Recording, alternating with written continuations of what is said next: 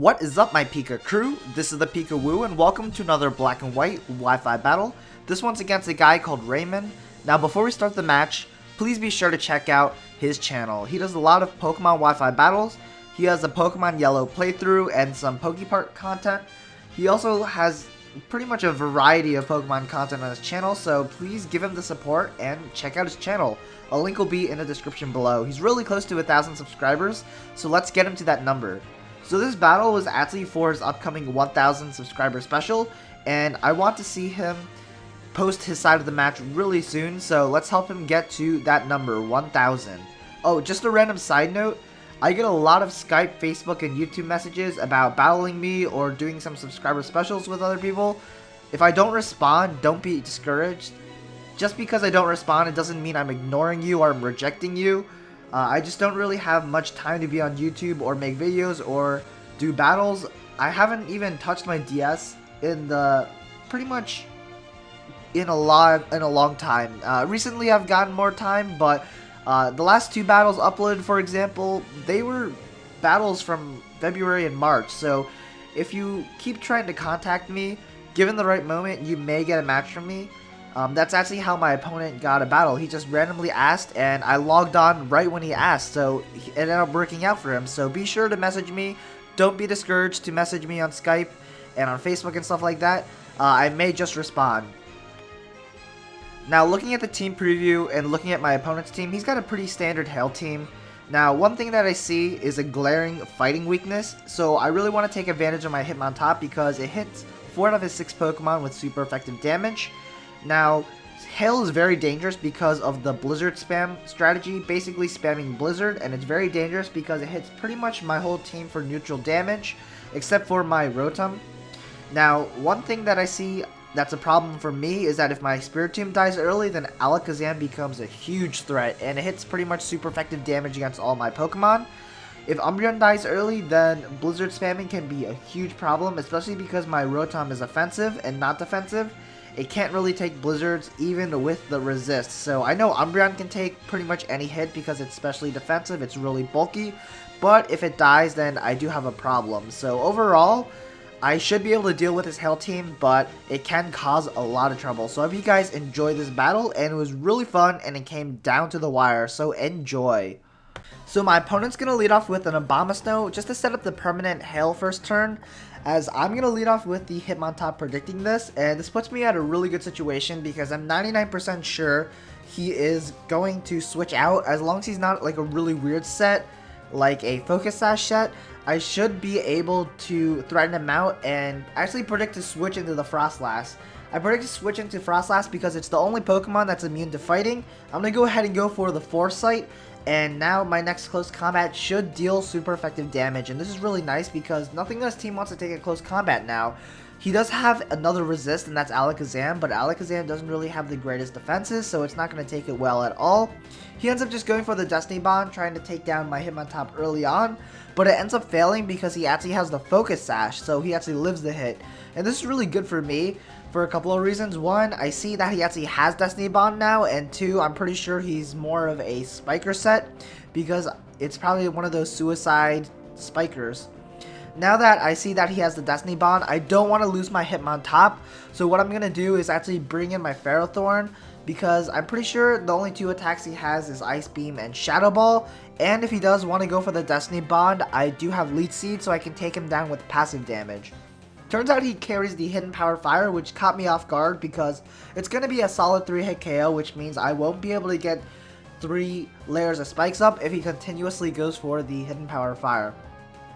Getting up 2 layers of spikes is pretty good as well because just getting entry hazards and as many entry hazards as possible is really going to help me out, especially against Pokemon that are weak to entry hazards like Kyurem and Frostlass, Abomasnow, Pokemon like that. So Ferrothorn is going to get taken down by the next Hidden Power Fire, but fortunately for me, I get a 3rd layer of spikes because he sets up a 2nd layer of spikes.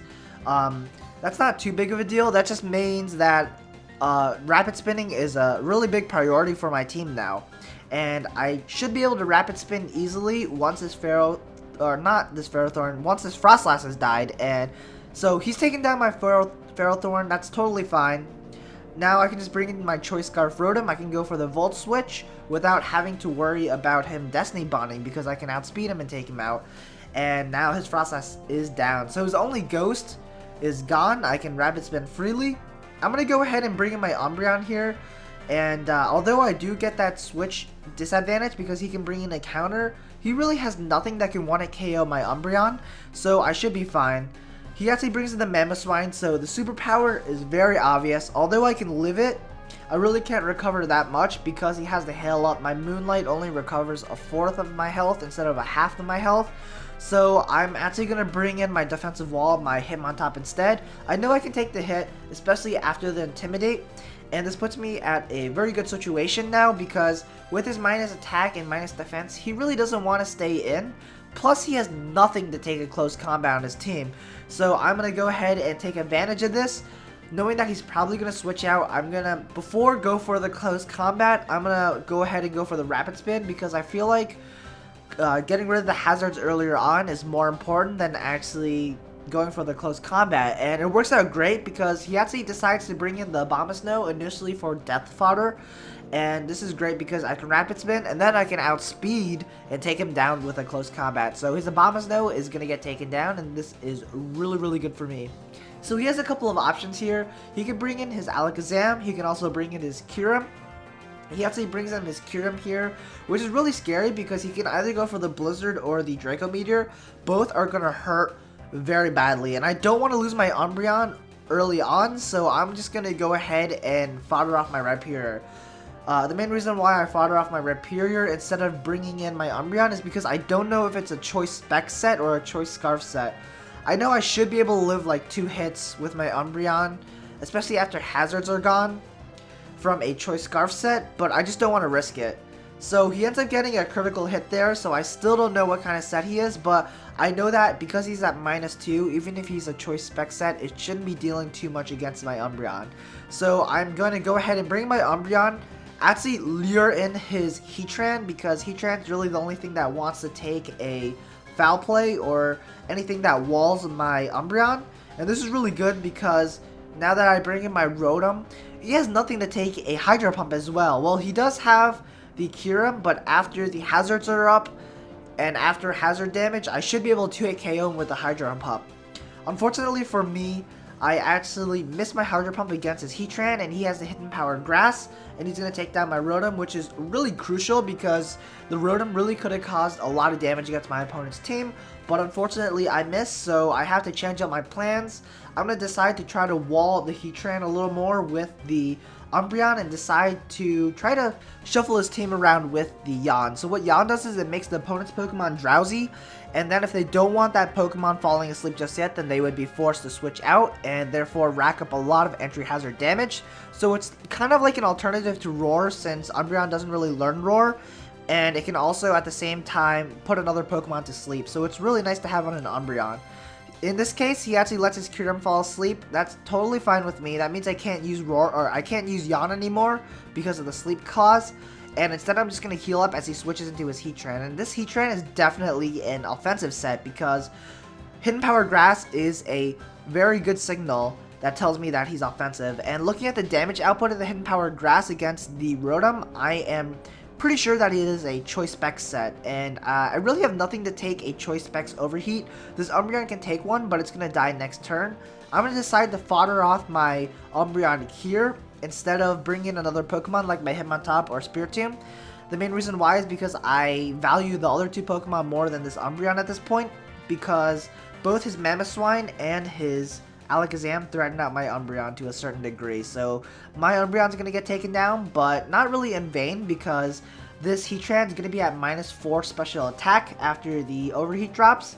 So I can pretty much take an Overheat and take him out with a Dark Pulse. He actually ends up switching into his Kyurem, which is fine because I am going to almost take him out with a Dark Pulse, and he's sleeping so I can take him out next turn. The reason why he's actually switching a lot here is actually because he thinks I am a Calm Mind set, like a bulky Calm Mind sweeper, but I'm actually not. I'm a specially defensive set with Will-O-Wisp, Dark Pulse, Rest, and Curse. So I don't really have Calm Mind, and the reason why he switched here was because he doesn't want me setting up on a sleeping Kyurem. So that's why he brought in the Mammoth Swine in hopes of bringing it in freely on a Calm Mind and then dealing a lot of damage with Earthquake. But because I hit him with the Dark Pulse, he really has only one hit left because of the Life Orb. So I'm just going to go ahead and let my Hitmontop take the Earthquake. And look how much damage this does. This does a ton of damage. It does around like 45%. Especially surprising because my Hitmontop is max HP, max defense. And I got the -1 from the Intimidate, and it still does a ton of damage. So that would have been really bad if it hit my Spiritomb, because then he would put me at a low amount of health where then his Alakazam could clean up. But because I saved my Spiritomb at a relatively high amount of health, or at full health, I should be able to deal with this Alakazam one-on-one. It's 1v1 now, but he can only hit me the Shadow Ball because Psychic. I'm immune to Psychic, I'm immune to Focus Blast, and Shadow Ball is neutral, so it's only a base 80 attack and especially defensive, so it's not going to do much, and I can retaliate back with a Dark Pulse, so I can easily take down this Alakazam. And his last 2 Pokemon, his Kyurem and his Heatran, are both at a low point where Entry Hazard's actually going to take down this Pokemon, so that is going to be the match. So it's going to be a narrow 1-0 in my favor. Really intense match. I had a lot of fun playing this guy, Raymond, and be sure to check out my opponent's channel. Also, if you guys want to, feel free to support this video by giving me the thumbs up. Let's see if we can get 1,000 likes. That would be absolutely amazing. And I would be really grateful for that, because really these likes are really important because they help share my video to other people and to other audiences. Anyways, if you want to help support me, feel free to leave a like, a favorite, and a comment. And if you haven't already, join the ThePikaWu. You can join the ThePikaWu by subscribing. So stay tuned for the common question of the day, and I'll see you guys later. And peace out, guys.